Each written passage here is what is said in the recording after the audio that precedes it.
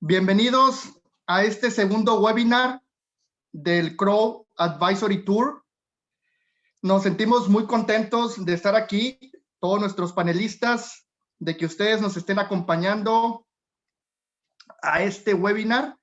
Creemos que va a ser de gran utilidad para cada uno de ustedes y sobre todo creemos que va a ayudar a ampliar las perspectivas sobre el tema del día de hoy.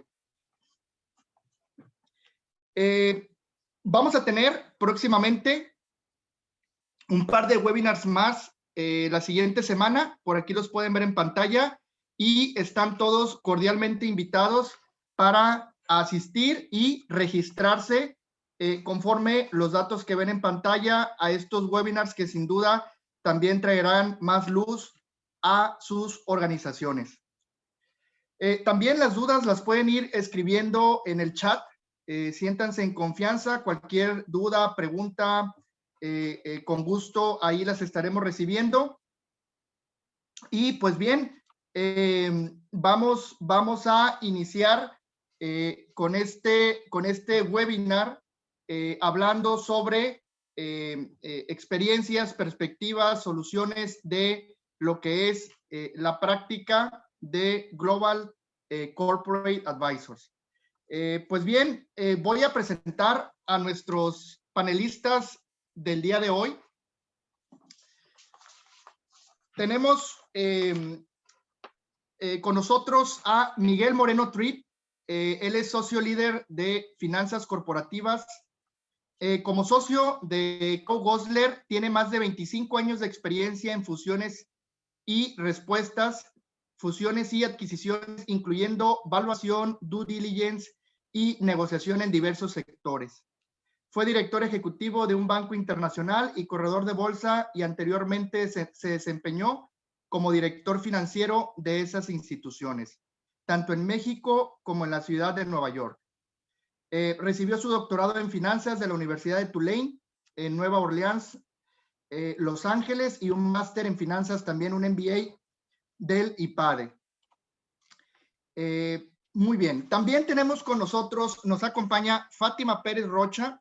Ella es gerente de finanzas corporativas en Crow Gosler. Tiene más de 10 años de experiencia en contabilidad general y más de 5 años de experiencia en todo este tema de fusiones y adquisiciones, incluyendo evaluaciones, due diligence de comprador y vendedor. Recibió su maestría en finanzas también en la EGADE Business School. También tenemos con nosotros a Alejandro Odriozola. Él es analista financiero en Crow Gosler y es licenciado en Administración Financiera por el Instituto Tecnológico de Estudios Superiores de Monterrey. Y también, finalmente, nos acompaña con nosotros nuestro panelista Jorge Soto. Jorge Soto Peña. Él es especialista en derivados financieros de Crow Gosler. Tiene más de 15 años de experiencia en el mercado de derivados, incluyendo el comercio de derivados y la propia gestión de riesgos.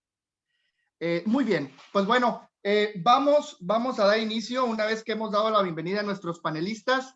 Y pues bueno, vamos a iniciar con Miguel Moreno. Miguel, bienvenido a este webinar. Y pues básicamente, si nos puedes por favor compartir, Miguel, ¿qué es Global Corporate Advisors y a qué se dedican, por favor? ¿Qué tal? Muy bien. Muchas gracias, Jonathan. Y muchas gracias por tenernos en esta sesión. Y bueno, Global Corporate Advisors. Pensemos en los temas de finanzas corporativas. Si nos imaginamos un balance, pues del lado izquierdo tenemos toda la cuestión del activo, pues el activo que es con lo que la empresa pues desarrolla sus actividades. Pero del lado derecho, pues es de donde salen los recursos precisamente para poder tener ese nivel de activos. Pensemos en Global Corporate Advisors como mucho del apoyo de ese lado del balance. Es decir, tendríamos que ver financiamientos no bancarios, porque esos son de corto plazo, pues no hay mucho que hacer ahí, pero cuando hablemos de financiamientos de largo plazo, cuando hablemos de una nueva tendencia que es private debt, o deuda privada, bueno, pues son entidades que le prestan a las empresas a muy largo plazo. Y por supuesto, si seguimos el caminito del balance del lado derecho, bueno, pues llegamos al capital. Y bueno, pues ahí es todo un tema. Y todo un tema porque pues nosotros podemos apoyar en todo cuando se quiere comprar y vender empresas, cuando se quieren tener nuevos socios, cuando se quiere tener pues sociedades con los private equities, que son entidades que se dedican a invertir en empresas, no muy distinto a invertir en bolsa, solo que estamos hablando de empresas privadas que no cotizan en bolsa. Y ese es a grandes rasgos. Estamos dentro de una de las áreas de Crowe a nivel mundial, se llama igual, Global Corporate Advisors, pues de ahí el nombre del Global, ¿verdad? En donde con nuestros pares, y como ustedes sabrán seguramente a estas alturas, después de haber visto algunos de las sesiones anteriores o inclusive el video de bienvenida, bueno, pues es más fácil decir los países en donde no está Crowe que en los países en los que sí. Es enorme la red con la que contamos y tenemos a nuestros pares en los diferentes países en donde pues nos apoyan tener las transacciones, inversiones y demás transnacionales, es decir, de empresas que vienen acá, muchos casos que hemos tenido, y también empresas mexicanas que van hacia afuera, que nos han tocado, por ejemplo, mexicanas que van a Canadá, que han estado en Estados Unidos, y israelitas que han venido a comprar en México, americanas a México, pues hombre, no les diría que es el pan de cada día, ¿verdad? Pero pues es muy común. Máxime ahora que con el tema del TEMEC, bueno, pues la integración puede venir y puede aportar, puede ser un buen momento, un detonante para este tipo de inversiones. Y por supuesto, para concluir esta intervención, pues tenemos la red nacional. Recordemos que son más de 20 oficinas. También, de nuevo, ¿en qué ciudad no estamos? ¿En qué ciudad, capital, etcétera? ¿En qué ciudad no estaríamos? Pues son pocas, pero aún donde no estemos, perfectamente tenemos, pues que en alguna de las oficinas tenemos alcance a esas ciudades. Gracias. Perfecto, perfecto, Miguel. Yo creo que con esto que nos comentas, sin duda nos das una perspectiva general de lo que vamos a estar charlando el día de hoy y compartiendo con nuestra audiencia. Y por cierto, Miguel, por ejemplo, hablando del tema de evaluación de empresas, esto, ¿qué beneficio tendría para las organizaciones? ¿Por qué sería diferente? Ahorita hablabas del capital contable, ¿no? Imaginándonos un estado, un balance general. ¿Por qué sería diferente esta evaluación del valor del capital contable? Mira, muy buena pregunta. Si ya tengo mis estados financieros, están auditados, ya pagué mis impuestos en base a ellos, y pues si alguno de las personas que nos acompañan, su empresa cotiza en bolsa, pues hombre, se dio la información previa, se dio los auditados. ¿Por qué necesitaríamos una evaluación? ¿Por qué tendríamos que tener? Sí, ahí está, vamos, puede haber errores, inclusive que estén auditados. Pues hombre, sí, ¿verdad? Pero no sucede. Pensemos en no lo que ha pasado, sino el de aquí en adelante. Es decir, la contabilidad, y tiene que ser así, porque en el pasado, pues tendríamos el caso de Enron, que pues por cierto, el mismo Jonathan es un experto en el tema, todo en el tema de Xerox y compañía, que ya les platicará. Pero si nos vamos a ese punto, pues, ¿qué hacía Enron? O algo de lo que hacía Enron era considerarse sus ingresos futuros como si ya los tuviera. Es decir, pues si sumara lo que me resta de trabajar por todos los tiempos y demás, pues claro que podría tener pues sería millonario casi que. Bueno, no sucede así. La contabilidad tiene que ser, por definición, del hoy hacia atrás. Ciertamente los eventos subsecuentes Claro que eso hay que considerarlo. No se puede, el auditor no puede decir, bueno, el 1 de enero sé que va a cambiar o va a pasar o va a dejar de pasar. Pues hombre, claro que lo tiene que considerar.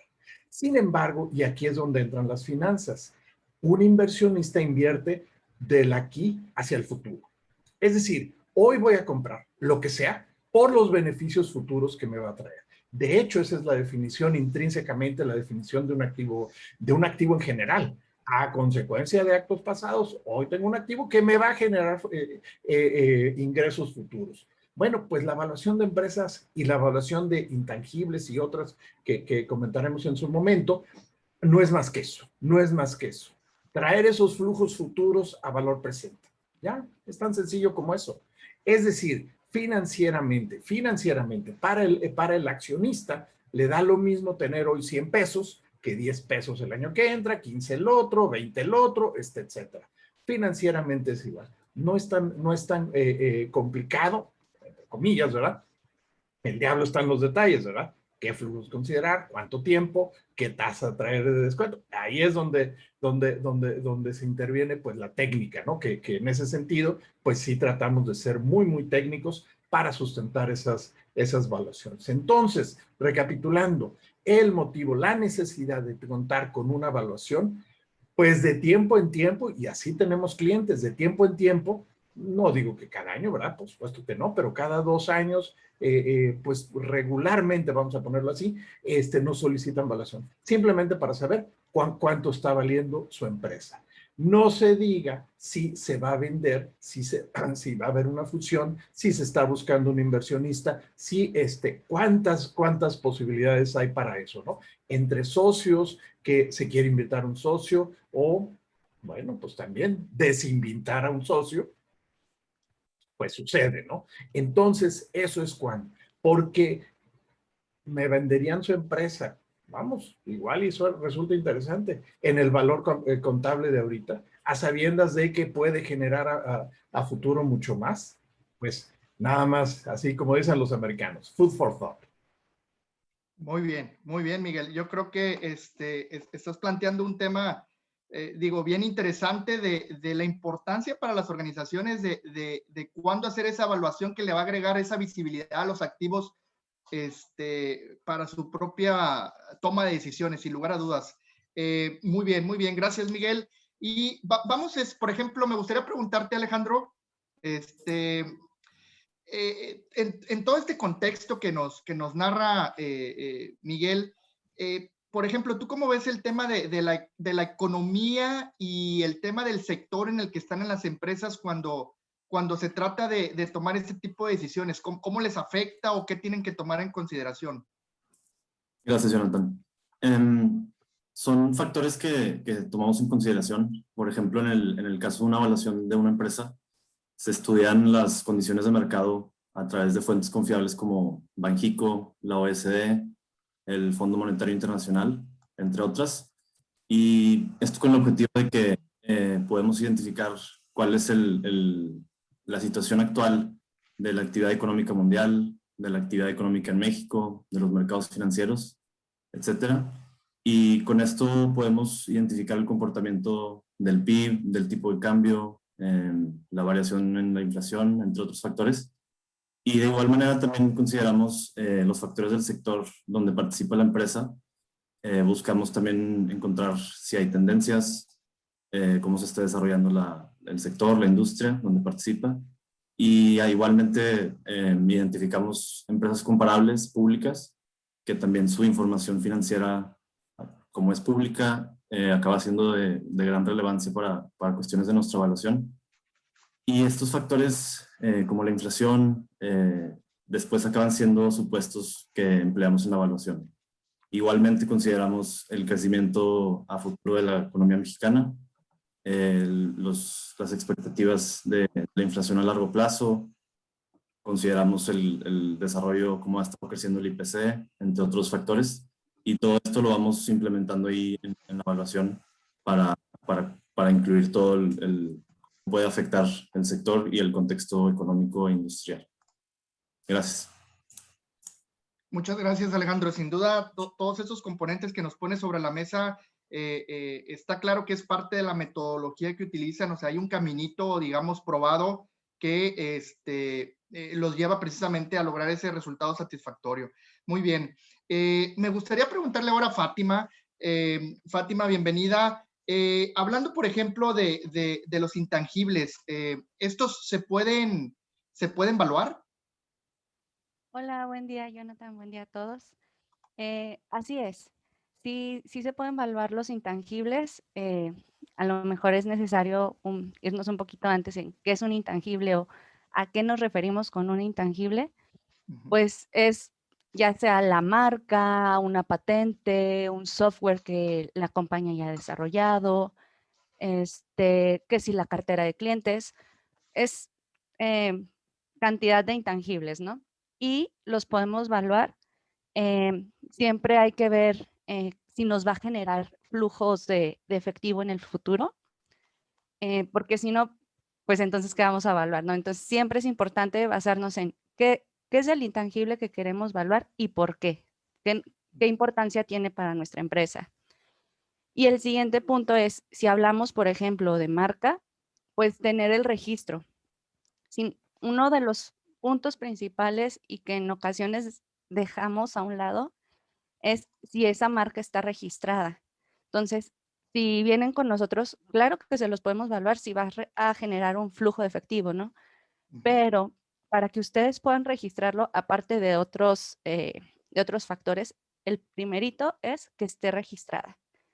Ya después nos vamos pasando a que si va a ser bajo normas mexicanas de información financiera o si va a ser bajo IFRS, cuáles son los elementos que tiene que tener esa marca, ya una vez que la tenemos evaluada, con qué tiene que contar para saber si realmente nos va a servir para nuestro registro contable o para que podemos utilizar ese numerito que se va a arrojar mediante la evaluación, ¿no? Entonces, sí se puede. Claro, muy bien, Fátima. Oye, pero en ese sentido, Fátima, ¿todo se puede registrar o no todo se puede registrar? No, no todo. También por eso es necesario que una vez que les surge la idea de quiero evaluar esa marca, quiero evaluar ese intangible, pues nos cuenten toda la historia, ¿no? ¿Para qué lo quieres evaluar? ¿De dónde surgió la marca? Es muy importante tener conocimiento de todos estos elementos para saber si realmente te va a servir como para que lo registres en tus libros. Muchas veces dicen, ¿sabes qué? Es que esta es mi empresa, yo creé la marca, yo la fui desarrollando, por mí estamos posicionados, pero la normatividad no nos permite que si es tu propia marca, que si tú la creaste, tú la registres. Entonces, nos dicen, bueno, ¿y para qué me sirve o cuándo voy a necesitar una evaluación de mi marca? Ah, pues ¿sabes qué? Acabas de comprar una empresa que está bien posicionada, entonces es cuando le podemos dar ese valor a la marca. Perfecto, muy bien, Fátima. Yo creo que muy importante esto que dices. Y por ejemplo, Miguel, en línea con esto que acaba de decir Fátima de una evaluación a la marca, ¿qué diferencia, si nos puedes contar, por favor, habría entre una evaluación contra un avalúo? Estás en mute, Miguel. Perdón. Sí. Correcto, muy buena también pregunta. Un avalúo contra una evaluación. Bueno, pues es aparte de que adicionalmente a que un avalúo pues viene precisamente por un perito evaluador, por principio, digamos, un paso antes de eso es cómo queremos ubicarnos en que vale un bien, ya sea físico, ya sea intangible, como lo decía Fati, pero ¿cómo lo queremos ver? Es decir, si hacemos un avalúo, es el aquí y ahora cuánto vale ese bien. Y podría funcionar en un ambiente, en un setting de la liquidación de una empresa. Pues sí, lo vendo hoy y punto. Nosotros nos enfocamos como negocio en marcha. Ese es nuestro fundamento. Es decir, y justamente andamos, hoy en la mañana, precisamente estábamos viendo una posible evaluación de una línea de producción. Una línea de producción no es una empresa, no, no es un intangible, pero ciertamente es un activo, bueno, un conjunto de activos, porque es una línea de producción, como comentaba, en donde lo que nos importa es ver, pues no cuánto vale esa máquina hoy vendida y traspasada y puesta en eBay o lo que sea, ¿verdad? Digo, estoy siendo sarcástico, ¿verdad? Por supuesto. Sino, ¿qué puedo generar con esa marca? Como le decíamos a algún cliente, pues no nos interesa el precio de una mesa de juntas, una mesa que tenían muy bonita, una sala de juntas, etcétera. Nos interesa qué se puede hacer con esa mesa. Es decir, qué negocios, qué cosas se van a hacer usando la mesa como soporte, pues, para firmar esa documentación, si se puede hacer esa diferenciación. Entonces, recapitulando es, nuestro enfoque es evaluación de negocio en marcha. Y ese motivo nos utilizamos, ya entrando un poquito a la técnica, muy por encimita, pero hacemos dos secciones, vamos a llamarlo así, de las evaluaciones. Es decir, una donde hacemos las proyecciones de los estados financieros explícitos de 3 a 5 años y después, oye, pues si es negocio en marcha, pues no va a durar 5 años, a lo mejor dura 100 años y de hecho hace relativamente poco se modificó para que las empresas no tengan ya una vida finita, sino que puede ser indefinida, ¿no? Bueno, también tenemos técnicas para considerar. No vamos a estar usando todas las hojas del Excel, ¿verdad? Haciendo nada más así por poner el ejemplo. Pues sí podríamos, y si se nos acaban, pues hay más hojas, y si no va por ahí, ¿no? Sino que consideramos que el valor remanente después de esos 3 o 5 años, según sea el caso, ¿no? Algún proyecto que también nos ha tocado hacer, bueno, pues tiene una duración específica. Otro bien interesante fue que un socio se iban a separar y la empresa pues iba a seguir, la empresa, pero no la participación del socio. Entonces aquí lo que estuvimos evaluando fue hasta el momento en que se iba a separar el socio y los proyectos que se habían generado antes de que se había separado el socio. Es decir, no era el corte al año, pues ya no me acuerdo, el 19 creo que fue, no importa, no el costo del 19, sino lo que quedaban de esos proyectos, una empresa de proyectos, por supuesto, lo que le quedaban de vida a esos proyectos. Y pues un proyecto todavía le quedaba 1 año, al otro 2 años y al otro 3 años, si mal no recuerdo, y no importan los números, ¿no? Pero esa es la idea. Entonces, son funcionan para 2 necesidades. Para tener un avalúo, comprar una casa. Hacemos un avalúo, una persona que compre su casa porque le interesa el aquí y ahora. A nosotros, más bien, nos vamos en el enfoque en este negocio en marcha. Esa sería la diferencia. Qué buena diferenciación, Miguel, como dices, en el tiempo, ¿no? Que ahí radica la diferencia en el hoy versus el futuro, con las técnicas que tienen para hacer esta determinación. Muy bien. Oye, Miguel, y si me permites, por ejemplo, si quisiéramos entrar a un nivel un poquito más de profundización para nuestra audiencia y para, ahora sí que aterrizar el tema de quién en tu opinión, ¿por qué alguien querría vender su empresa y por qué, por otro lado, alguien querría comprarla? Vamos a empezar por este último. ¿Por qué alguien querría comprar una empresa? Bueno, ciertamente puede haber oportunidades. Pues sí. El consabido ejemplo en economía de que está un billete tirado de 500 pesos y pues no existe porque no debe existir. Bueno, pues sí se pueden dar, ¿no? Ciertamente.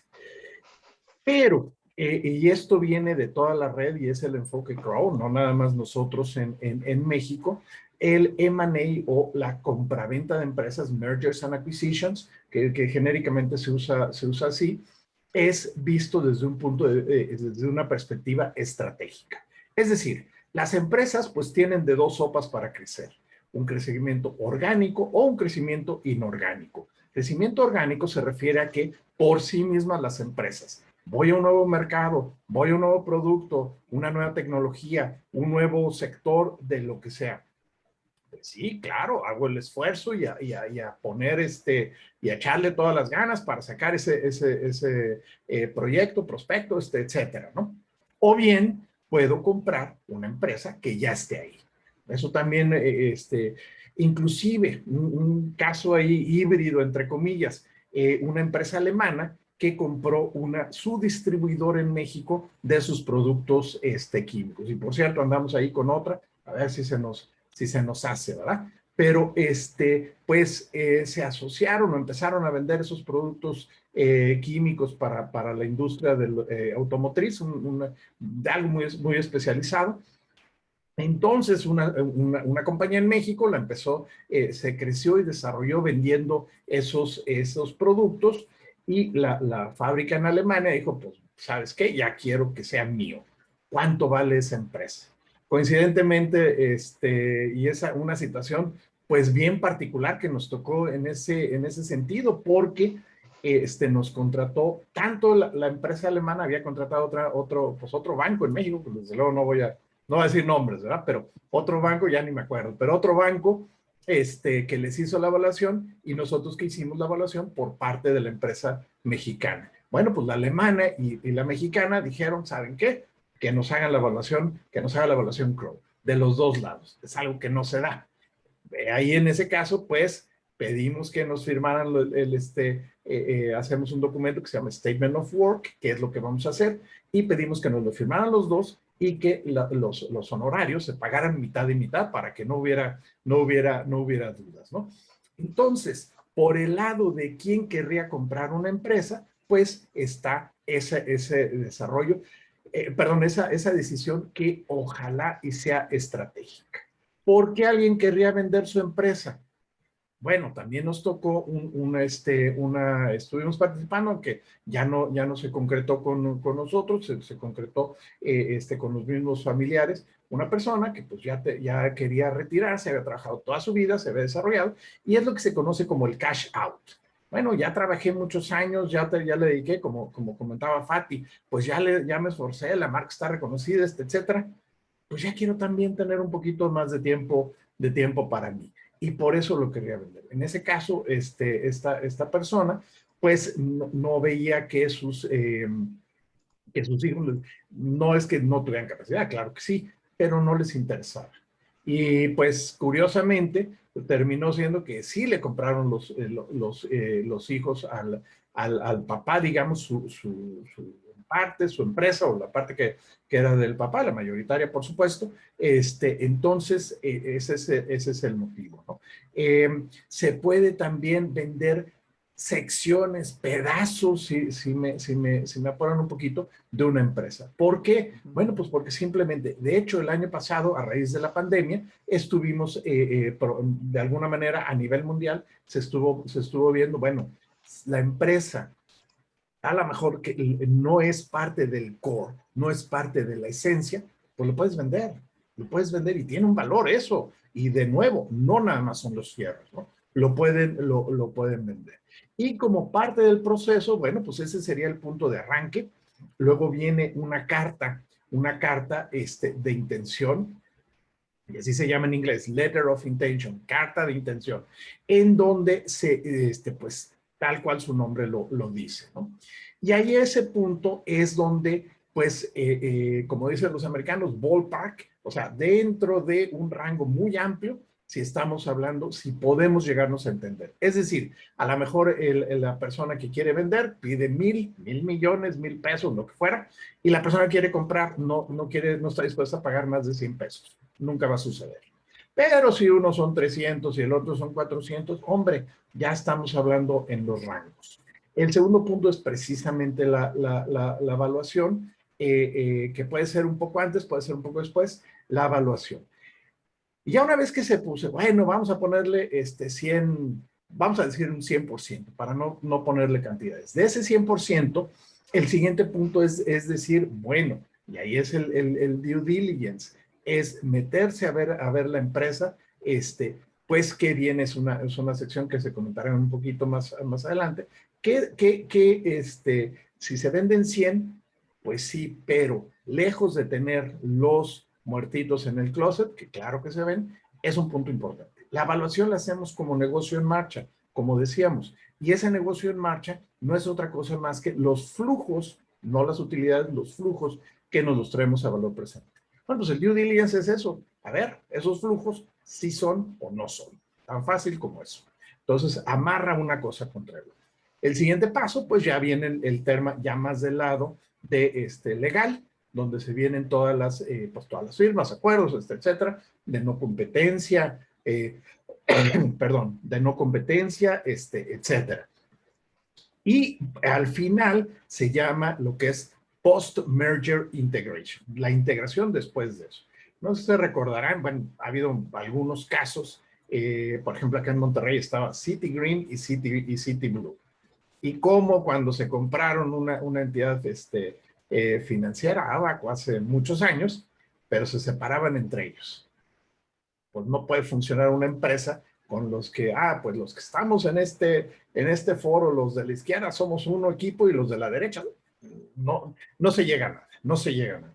Entonces, a grandes rasgos, ese sería el proceso. Primero, identificar si se quiere estratégicamente, si se quiere crecer a través de desarrollar o a través de comprar ya alguna compañía que lo ha desarrollado.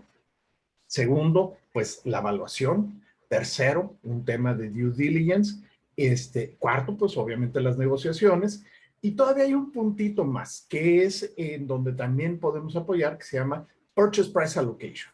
Ya pagué 100, decíamos hace rato, voy a pagar por encima del capital contable. Bueno, pues esa diferencia también, de acuerdo, se puede evaluar y decir, pues mira, Hacienda particularmente, pues este pedacito que pagué de más, pagué 20 pesos de más. Bueno, pues 5 pesos, perdón, ahí lo que decía Fati, la lista de clientes pues tiene un valor.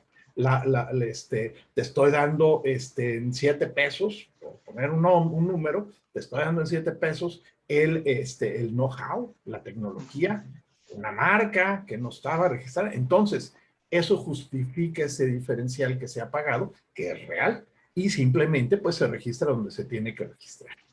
Esa sería la idea del proceso. Y para terminar, muchas veces decíamos del 100%, pues el due diligence, los ajustes de due diligence nos lleva al que el precio, empezamos en 100, pero en realidad son 90. ¿Qué pasa si, pues, no hay muertitos que luego reviven a los 2, 3 años? Bueno, se recomienda ya hacer de esos 90, sí, es lo que se va a pagar, pero no dárselos en efectivo, digamos así, porque puede haber también en acciones, ¿verdad? Pero no es el punto, no dárselos completos a quien lo está vendiendo, sino retener, en el mejor sentido de la palabra, retener una cantidad. 5 pesos, 10 pesos, no es mucho, proporcionalmente no es tanto, que los mantiene el comprador, por si acaso, por si acaso. Se invierten, están generando en algo nada riesgoso, por supuesto, y se le pagarán en el curso de los siguientes 2, 3 años, es un acuerdo ya, por si pasa algo. Si no pasa nada, pues ten tus 10 pesos, por decir, con intereses y demás, son 11, 12, lo que fuera, pero si hay que pagar algo, bueno, pues son de ahí de eso se va a cobrar. Y si en vez de 10 pesos resulta que había que pagar 15 pesos, bueno, pues ya es otra situación. Pero ese sería a grandes rasgos el proceso. Muy bien, Miguel. Yo creo que muy claro. Y me gustaría, en línea con esto que acaba de decir Miguel, Fátima, preguntarte, Miguel mencionaba al menos un par de veces el concepto de due diligence. ¿Pudieras, por favor, compartirnos qué podemos entender por due diligence y, por ejemplo, cómo se diferencia este proceso de una auditoría tradicional? Sí, claro que sí, Jonathan.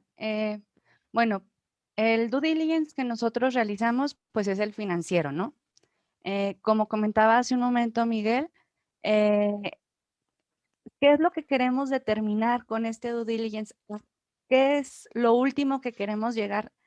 Es, pues, que esos flujos que te vas a traer a valor presente cuando hagas tu evaluación sean sustentables, ¿no? Que estén limpios. Es decir, hemos hecho cantidad de due diligence en los que pues revisamos renglón a renglón de los estados financieros, pasando de balance a estados resultados. De lo primero que confirmamos es sus ingresos, cómo es su reconocimiento, que estén registrando realmente lo que la empresa genera, porque aún a pesar de todo lo que nos llegan a poner de cuestión fiscal para amarrar y que sean los ingresos realmente reportados, que eso lo ve el área de fiscal, nosotros tenemos que conocer qué es lo que realmente está generando la empresa. Hemos encontrado empresas que dicen, ¿sabes qué? Sí son estos mis ingresos, pero aparte tengo estos otros, ¿no? Entonces, todos esos detallitos van pegando a la hora de calcular el nuevo flujo. ¿Por qué? Porque pues uno, vas a tener que aumentar tus ingresos, pero también vas a tener que ponerle un gastito adicional de ahí, a lo mejor un recargo o alguna multa, algo por la parte fiscal, ¿no? Porque la intención de estos due diligence, muchas veces vamos de la mano con los de fiscal, es Ujú. que la empresa quede, pues digamos, limpia, que realmente lo que tú vas a comprar sea una empresa que no te va a traer mayor problema en el futuro. Entonces, ese es otro punto bien importante. El hecho de hacer un due diligence y que no se dé la compra, que también llega a pasar, no es como que, chin, se falló. No, realmente lo que hiciste fue que tu cliente no se fuera a embarcar en problemas de los cuales no tenía necesidad, ¿no? Entonces, es súper Ujú. importante, es de las primeras etapas por las que se debe de pasar en el proceso de M&A, porque sin duda en la evaluación te van a decir, te podemos decir, ¿sabes qué? Tu empresa vale tanto, pero si no sabes realmente qué es lo que trae detrás esos flujos de efectivo, pues Ujú. esa evaluación pudiera llegar a estar inflada. Mm. Entonces, Ujú. con el due diligence, pues sabes, desde ingresos, si realmente son los que dicen que van a generar o qué tan, qué tan fundamentadas están esas proyecciones. Y la otra, ok, dice que trae gastos. ¿Qué gastos son? A lo mejor la empresa trae menos gastos o trae más gastos de los que eran, ¿no? Porque, porque pues terminan siendo empresas familiares. Entonces, como empresa familiar, que, que no es que esté bien, que esté mal, no, no es cuestión de calificar, pero pues es, no sé, el sueldo de la persona que apoya en la limpieza de la casa. Pues digo, es tu empresa, tú sabes cómo le pagas, ¿no? Pero si Ujú. la quieres vender, pues ese gasto no iría. Eh, diferentes gastos, o que del hijo que se fue a estudiar, o diferentes cosas que realmente, pues, no deberían de ir en tu balance, en tu estado de resultados. Entonces, eso es lo que vemos en el due diligence, y pues nos vamos enfocados a cómo le va a pegar cada uno de los renglones al final a nuestro flujo de efectivo para que tu evaluación sea lo Ujú. más certera posible. Muy bien, Fátima. Y en ese sentido, por ejemplo, ahorita estamos hablando mucho que el due diligence, pues enfocado a quien quiere comprar una empresa, pero preguntarte, ¿es solamente aplicable para quien quiere comprar una empresa o el due diligence pudiera aplicar para otra cosa? O, Qué bueno que lo preguntas. No, no es únicamente para quien la quiere comprar. También hemos realizado due diligence del vendedor. Este, la verdad, yo en lo que he visto es una práctica muy sana. Si ujú, bien las empresas llegan a estar auditadas, dicen, ok, por registro contables, eh, como debe de ser la auditoría per se, pues está muy bien tu empresa, pero no se mete más allá a ver ese flujo de efectivo, a ver, como mencionaba hace un momento Miguel, esos muertitos en el closet que llegan a tener, ¿no? ujú, claro. Eh, hemos Hemos detectado, por decir, en empresas de Estados Unidos o en la frontera, que llegan a tener pues personal que pues no está legal, pero así es la manera de operar de la compañía.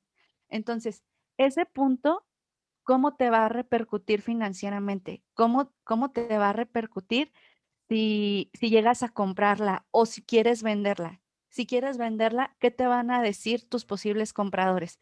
Entonces, es súper recomendable de que si tú estás pensando en que pudieran llegar a, a decirte, quiero comprar tu empresa, pues ¿sabes qué? Antes de que alguien más venga a decirme cuáles son los negritos en el arroz, pues yo ya conocerlos y de ser posible hacer algo para evitarlos y que no me vayan a querer bajar el precio de la compañía, ¿no? Claro. Entonces, es una práctica muy sana. En muchas ocasiones, pues uno no conoce o, o cree que conoce al 100 la compañía hasta que llega un tercero con la que no estás viciado, no tienes realmente ningún otro interés más que decirles cómo está la empresa, no estás sesgado. Entonces, es muy sano tener la opinión de un tercero, ¿no? Muy bien, Fátima. Fíjate, ahorita que te escucho, rescato mucho algo que dices de que alguien puede decir, oye, quiero comprar tu empresa, sí, pero ¿y cómo soportas esa decisión, verdad? Es la clave. Y en ese sentido, me gustaría preguntarte, Miguel, para alguien que quiere crecer de esta forma, ¿no? Que ya ha tomado la decisión, querer comprar una empresa, ¿habrá algunas fuentes de financiamiento con las cuales se pueda, digamos, promover este crecimiento de aquellas empresas que han tomado la decisión de crecer? Sí, ciertamente. Es un tema bien amplio, pero puede ser pues con recursos propios, ¿verdad? Desde luego, sin lugar a dudas. Pero también se puede usar, en el mejor sentido de la palabra, se puede usar la misma empresa que se compra, que se le conoce como el target, así como el objetivo, ¿verdad? Así sería la traducción, ¿verdad? Un poquito. Bueno, al mismo target como fuente de financiamiento. Es decir, pues el activo que se tiene, que pueda tomar deuda, el mismo activo y con eso autopagarse. Un poquito sería la idea, ¿no? Hay otras fuentes, como son que mencionaba un poquito al principio, es deuda de largo plazo, aparte de las instituciones financieras en donde pues también nos ha tocado apoyar para lo que son sus áreas de riesgo de los bancos que pues quieren tener documentación cuando son créditos de largo plazo, ¿verdad? Quieren tener una documentación de cómo se ve la empresa, cómo opera. Y para nosotros es una mezcla entre un due diligence y una evaluación sin que al banco no le interesa cuánto vale, ¿verdad? Sino si puede o no pagar, por supuesto. Pero también, y mencionaba, pues hay esta nueva, algo que está de moda, entre comillas, como es la deuda privada. Y lo último que está sucediendo en los mercados son compañías que han estado medio de moda, se pusieron medio de moda en estos 3 meses. No es que el mecanismo existe de hace tiempo, pero salieron y se llaman SPACs, SPAC, Special Purpose Acquisition Companies, o Blank Check Companies, es decir, compañías con cheque en blanco. Y lo que hacen es que ya cotizan en Estados Unidos, aquí no se ha dado todavía, ya cotizan y están a la espera de ver qué pueden comprar. Entonces, si alguien quiere comprar, pues se puede asociar con esa otra empresa, sobrevive la empresa que está comprando y pues se logró un buen financiamiento ahí en esa parte. Buenísimo, buenísimo, Miguel. Gracias por compartir eso. Ahora, hablando, me gustaría preguntar a Jorge. Jorge, bienvenido también. Hablando Hola, del hola. tema ¿qué tal, Jorge? Bienvenido. Hablando del tema de los derivados, ¿cómo este tema consideras que puede ayudar a las empresas en torno a todo esto que ya hemos comentado, por favor? Ok. Mira, los derivados en general son instrumentos financieros que tienen poco tiempo existiendo, ¿no? O sea, bueno, a lo mejor había sus símiles en algunos tiempos o tiempos pasados en Asia, pero no un mercado organizado como tal, ¿no? Entonces, pues con la volatilidad que hay en los mercados, el tipo de cambio en abril de qué habrá sido, abril 2020, cuando empezó la pandemia, bueno, empezó en el 2019, pero los efectos empezaron a ver en el 2020, el tipo de cambio se fue hasta 25.50, ¿no? Hoy, un año después, estamos ahorita en 19.90 y tantos, ¿no? Entonces, el tipo de cambio, pues, como vimos o como hemos visto, se mueve muy, muy feo. Y sobre todo en países emergentes, y sobre todo en el peso, ¿no? Que es un proxy para cubrir riesgos en Latinoamérica, ¿no? Entonces, como el mercado de derivados es un mercado relativamente nuevo, ¿no? Y también relativamente nuevo regulado también, porque antes había muchos intereses para que se desregularizara, pues es bien importante tener una política para cubrir riesgos, ¿no? Entonces, por ejemplo, si eres un exportador, ¿no? Y vendes productos en Estados Unidos, si tienes alguna cuenta por cobrar en dólares, ¿no? Pues no sabrías a qué tipo de cambio vas a vender esos dólares cuando los recibas, si es que tienes operaciones en pesos, ¿no? Imagínate que tienes nómina en pesos, pero tienes ingresos en dólares, entonces, pues el tipo de cambio se baja demasiado para cuando recibas los dólares, pues podrías tener ahí un impacto en tus ingresos, ¿no? Y del lado contrario, igual, ¿no? Un cliente importador, tal vez alguien que tiene cuentas por pagar en dólares, pues no sabe dónde va a comprar esos dólares cuando tenga que pagarlos, ¿no? Entonces, pues es importante tener una buena política para administración de riesgos, ¿no? Y por medio de derivados, ¿no? No sé qué tan familiarizados estén nuestros oyentes con respecto al tema, pero los derivados en general sirven para cubrir riesgos, ¿no? De tipo de cambio, de tasas de interés, alguna acción, algún commodity, energía, clima. Es muy amplio, ¿no? Fíjate qué interesante, Jorge, porque apenas te iba a preguntar que nos explicaras en forma sencilla para toda nuestra audiencia qué son los derivados, pero lo acabas de precisar muy bien. Son instrumentos que sirven para cubrir riesgos, ¿no? Y ya hablabas de una gama, ¿no? Diversa. Y eso es muy bueno conocerlo. Oye, Jorge, aprovechándote, ¿ha habido historias de empresas que les vaya mal con el tema de los derivados? ¿No son muy riesgosos? O mejor dicho, ¿qué hicieron mal las empresas en el manejo de sus derivados? Sí,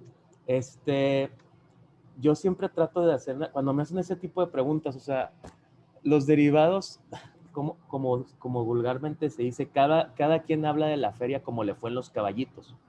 De acuerdo. Entonces, los derivados no es que sean un instrumento bueno o malo, más bien dependiendo del uso que le des, es como te va a ir. Entonces, si tú de entrada ya estás utilizando un derivado para cubrir un riesgo, porque tienes un compromiso en el futuro, pues seguramente te va a ir mejor que si no tuvieses ese compromiso en el futuro y utilizaras este instrumento por tener una perspectiva de mercado que pudiese ser de alza o de baja del subyacente en específico, por ejemplo, del dólar peso. Un ejemplo sería, por ejemplo, Comerci, ¿no? En el 2008 hubo mucho desastre en respecto a esto, ¿no? Y en general es porque muchos clientes que no tienen cierto tipo de posiciones los ponen a hacer ese tipo de posiciones. Por ejemplo, Comercial Mexicana, ¿no? Era un cliente que no tiene ingresos en dólares. Entonces, ¿qué haces teniendo posiciones de venta de dólares? Entonces, si no tienes ingresos en dólares, no deberías de tener posiciones de venta de dólares. Entonces, a ellos pues sí les fue mal, ¿no? Entonces, sí, no es que sean malos o es que sean o buenos, más bien cómo los usan, ¿no? Por ejemplo, yo pongo un ejemplo del Ferrari. Si le das un Ferrari a un niño de 14, 15 años que apenas empieza a manejar, pues muy probable vaya y lo choque, probablemente vaya a chocar, ¿no? Pero si se lo das a un experto, pues probablemente va a manejar a 250 y no le va a pasar nada, ¿no? Entonces, pues se requiere experiencia y conocimiento para manejar este tipo de instrumentos que sí son complejos y sofisticados, ¿no? Perfecto, perfecto. Muy bien, Jorge. Yo creo que nos da mucha luz y con ese ejemplo que acabas de poner, yo creo que más claro aún. Y pues bueno, estamos llegando a la parte final, para toda nuestra audiencia, agradecerles. Estamos llegando a esta parte final del webinar, en donde pues ya Miguel, Fátima, Jorge y Alejandro pues nos están dando luz de sus experiencias, de lo que ven en las empresas. Me gustaría tomar algunos minutos para leer algunas preguntas de nuestra audiencia, si me permiten. Por ejemplo, aquí una de ellas, Miguel, si nos puedes apoyar, por ejemplo, en el tema de cuando hablábamos de las empresas, mencionan por aquí, ¿cuándo es el momento recomendable para vender una empresa? Es decir, imaginemos que soy un accionista o un consejero o un director o un gerente, preguntan, ¿hay algún momento recomendable para vender la empresa en función digamos, al rol que yo tenga en una organización, que yo lo pueda comunicar? Bueno, ciertamente pudiera haber un punto, puede haber un punto óptimo que tiene que ver con el ciclo de negocio. Es decir, si idealmente, pues estando en la parte de arriba del ciclo de negocio, en general de la economía y también en particular en las empresas, puede ser un muy buen momento. Otro punto es considerar, pues, la persona que les decía, pues se va a retirar y pues el tiempo pasa y la edad pasa. Entonces, quizás es un punto, un momento, pues, en que no sé si usar la palabra deseable, pero es a lo mejor necesario, pues ya pensar en ese esquema, ¿no? Otro punto, pues es al revés. Es decir, si se está en un bache y la compañía puede funcionar mejor porque hay un comprador estratégico que le conviene, que le interesa, que le puede servir, que puede haber sinergias a ese comprador estratégico, y sin embargo me sigo yo y la empresa, pues desafortunadamente no le va a ir muy bien, pues también ese sería el momento. Entonces, es un caso por caso, vamos a ponerlo así, no, pero pues se apoya en el análisis, y haciendo ese análisis sería el momento de decidir. Perfecto, perfecto, Miguel. Muchas gracias. Miguel, también por aquí nos están preguntando de la audiencia. Nos dicen, buenos días, de acuerdo con la ley monetaria, únicamente las casas de cambio y los bancos del sistema financiero pueden vender moneda extranjera, dólares. Y luego pregunta, ¿los grupos de empresas que tienen tesorería en dólares cometen alguna infracción al vender sus dólares entre sus filiales o partes relacionadas? Bueno, no sé, Jorge, si quisieras. No entendí muy bien la pregunta, pero Sí, cualquier sí. empresa puede vender o comprar dólares. Una cosa es que hay cierto tipo de limitantes que Banco de México por regulación pone al efectivo, ¿no? Y eso tiene que ver que si tú vas con una casa de cambio establecida, por ejemplo, un Monex o inclusive un Divisa San Jorge, no puedes cambiar más de $4,000 al mes en efectivo cuando tú vendes, ¿ok? Pero cuando tú compras puede ser ilimitado en efectivo, ¿no? Hay ciertas restricciones para transferencias, pero si tú eres un cliente exportador no deberías de tener problemas, o sea, bueno, necesitas una cuenta en dólares, obviamente, pues donde recibes esos dólares, ¿no? Pero no tienes problema, por medio de un broker, de una casa de cambio, puedes vender esos dólares. Ok, No sé si ok. esa sea la pregunta. Sí. Mira, de hecho, si gustas, para que no quede duda, Jorge, así muy brevemente, para también la persona de nuestra audiencia que quede muy claro. Primero, como que hace una afirmación, dice, de acuerdo con la ley monetaria, únicamente las casas de cambio y los bancos del sistema financiero pueden vender moneda extranjera. Y luego pregunta, ¿los grupos de empresa que tienen tesorería en dólares cometen alguna infracción al vender sus dólares entre filiales?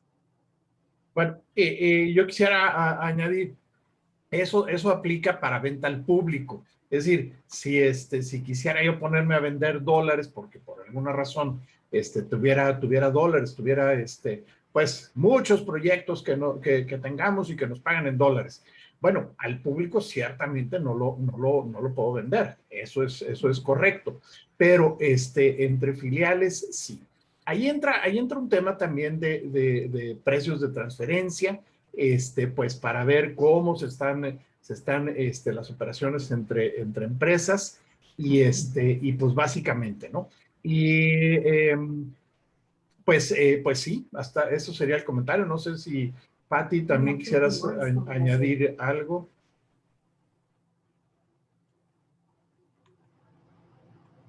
No, creo que quedaría muy completo con lo que acaban de explicar. Perfecto, perfecto, muy bien, muchísimas gracias. Y ya antes de cerrar, Miguel y todos, digamos, si tuviéramos que quedarnos con un aprendizaje resumido, yo sé que amablemente nos compartieron varias perspectivas, diferentes temas, pero si tuviéramos que quedarnos con un aprendizaje medular de todo esto, ¿habría alguno para nuestra audiencia, Miguel? Sí, yo considero que el tema de evaluación, pues como comentábamos, no es estrictamente porque me van a comprar, me van a vender, pues no. O sea, de tiempo en tiempo es bueno saberlo por la razón que comentamos, ¿no? Que una cosa es lo histórico, que así tiene que ser, así se tiene que registrar. Enron, pues lo hizo mal, y era ya fraudulento eso, ¿verdad? Sin embargo, para evaluaciones, pues es al contrario, ¿no? Por ahí lo podemos seguir. Segundo, que pues se visualice, se considere al tema de compraventa de empresas, pues como una herramienta más del desarrollo, del crecimiento de las empresas en México, ¿no? Y no tienen que ser, pues solamente las empresas que están en Wall Street. No, de ninguna manera. Hay un mercado muy activo de empresas de mediano tamaño que pues sucede eso, ¿no? ¿Por qué? Pues ya lo comentamos, porque puede haber, pues, puedo ir a algún nuevo territorio o comprar una empresa que ya está en ese territorio. Puedo ponerme a desarrollar de cero algún software o demás, o comprar o alguna otra necesidad, ¿no? Digo, por poner un ejemplo, ¿no? Alguna otra cosa, o comprar una empresa que ya se dedica a eso, ¿no? Entonces, valuaciones no son exclusivamente para cuando se compra y vende. El tema de compraventa de empresas no es nada más una cuestión oportunística, sino todo lo contrario. Debiera de ser una herramienta más, se debiera de tener una herramienta más en el arsenal de crecimiento de las empresas. Tercero, los procesos de due diligence. Pues, como bien dijo Fati, ¿por qué esperar a que venga alguien de afuera a decirme lo que pudiera estar mal? Que no es el propósito que salgan en una auditoría. Es algo distinto, es un enfoque totalmente distinto.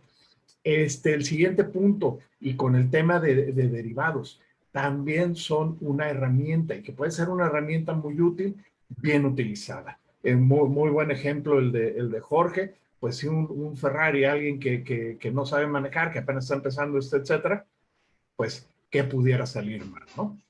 Sarcásticamente, obviamente, ¿verdad? Pero si se lo das a un piloto de Fórmula 1, pues, hombre, le queda hasta corto ese carro, ¿no?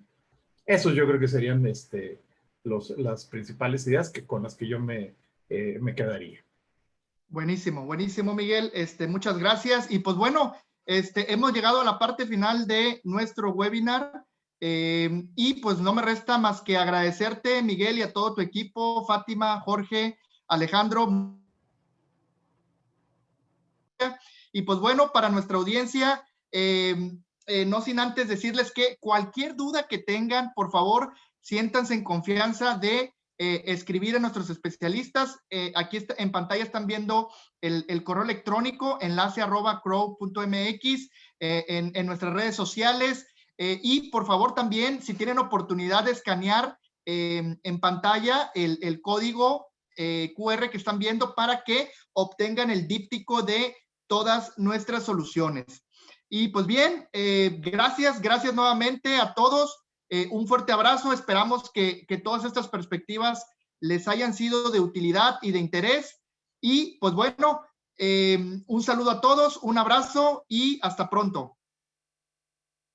Gracias.